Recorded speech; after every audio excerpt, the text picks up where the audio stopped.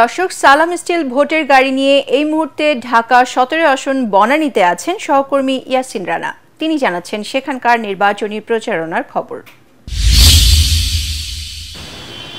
সীমা, আপনাকে ধন্যবাদ। আপনি জানেন যে ঢাকা ১৭ আসন একটি অভিজাত এলাকা। এটি মূলত গুলশান, বনানী, ক্যান্টনমেন্ট, ভাসানটেক সহ এই এলাকাটি নিয়ে মূল আসলে গঠিত। এখানে নির্বাচন করছেন বাংলাদেশ জাতীয় পার্টি বিজেপির আন্দালিফ রহমান পার্থ এবং জামাতের ডাক্তার খালেদুজ্জামান। আপনি জানেন এই আসনে এখন পর্যন্ত বিএনপি তাদের দলের কাউকে নমিনেশন দেয়নি।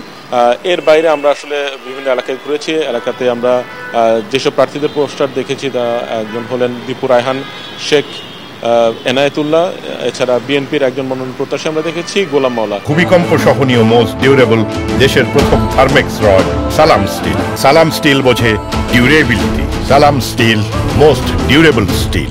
এছাড়া অন্য কোনো প্রার্থীকে আমরা আসলে তেমন একটা প্রচারণাও করতে দেখিনি। আমরা এখানকার ভোটারদের সাথে কথা বলেছি।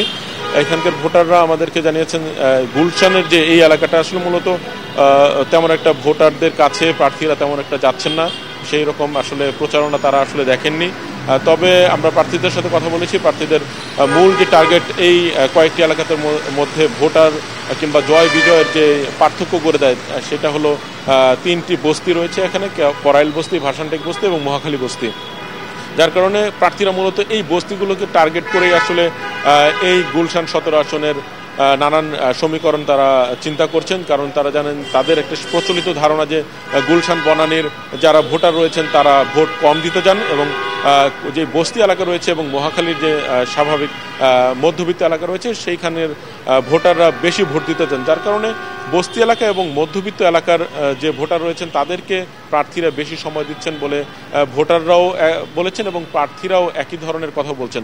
তবে জামায়াতের প্রার্থী ডাক্তার খালেদুজ্জামান বলেছেন যে অন্যান্য নির্বাচনের মতো যা হয় যে গুলশান, বনানীর ভোটাররা ভোট দিতে চান না, তারা এবার আসলে সেই রকম না। তা প্রার্থী উনি হিসেবে কথা বলেছেন যে প্রত্যেকটি এলাকায় যারা এলিট হিসেবে পরিচিত তারা আসলে এবার ভোট দেওয়ার ক্ষেত্রে বিপুলভাবে আগ্রহী হয়ে রয়েছেন।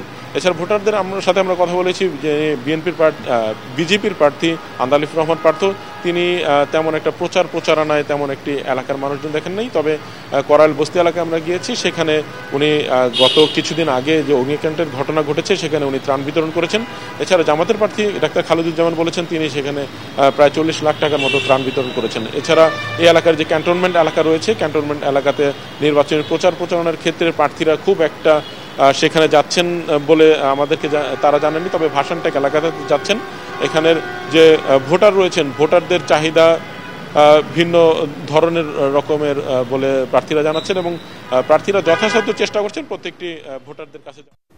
ধন্যবাদ রানা আপনাকে।